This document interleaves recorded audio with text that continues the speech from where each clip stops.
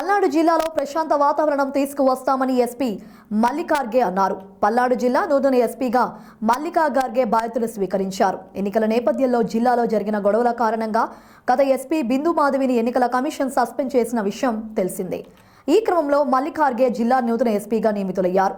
నూతన ఎస్పీ మల్లికా గార్గకు జిల్లా సిఐలు, ఎస్ఐలు, సిబ్బంది ఘన స్వాగతం పలికారు. అనంతరం కార్యాలయంలో ఎస్పీ మల్లికా గార్గే మీడియాతో మాట్లాడారు. పల్నాడు జిల్లాలో ప్రశాంత వాతావరణం తీసుకువస్తామని తెలిపారు. జూన్ 4వ తేదీన కౌంటింగ్ సజావుగా జరగడం, లాండ్ ఆర్డర్ను అదుపులోకి తీసుకురావడమే తన ముందున్న మొదటి లక్ష్యమని అన్నారు. కొన్ని ఘటనల కారణంగా రాష్ట్రంలో శాంతి భద్రతలు అదుపు తప్పాయని మల్లికా గార్గే చెప్పారు. రాజకీయ నాయకులు శాంతి భద్రతలు అతిక్రమిస్తే కఠిన చర్యలు తీసుకుంటామని హెచ్చరించారు.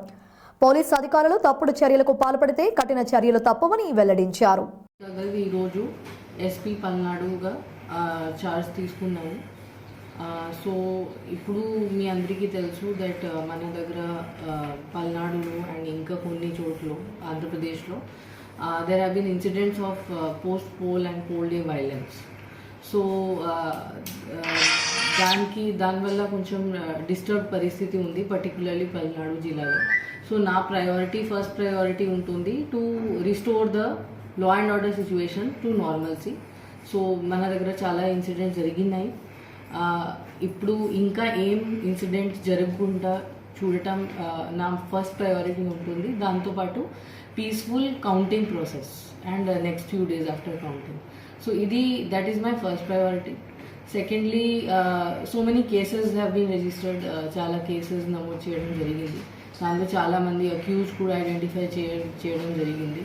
సో వాళ్ళు నెక్స్ట్ ఫ్యూ డేస్లో వాళ్ళని అరెస్ట్ చేసి వాళ్ళకి లోపల పంపించడం, that will be the important step to control the law and order situation.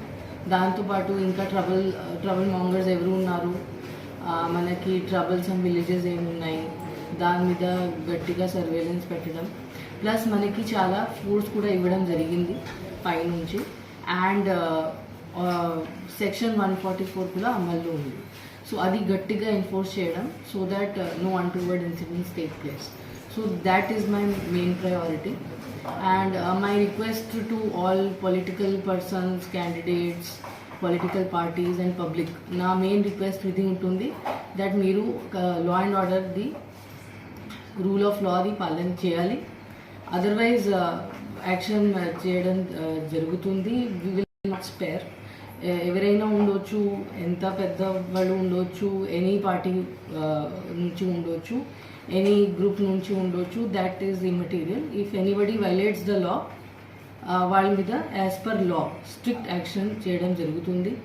ఇంకా ఇన్ఫ్యాక్ట్ మన ఫోర్స్లో కూడా, మన పోలీస్ డిపార్ట్మెంట్లో కూడా any laxity, any negligence are connivance, వాళ్ళతో రాంగ్ పర్సన్స్తో కలిసి పని చేయడం ఆర్ ఆన్ పర్పస్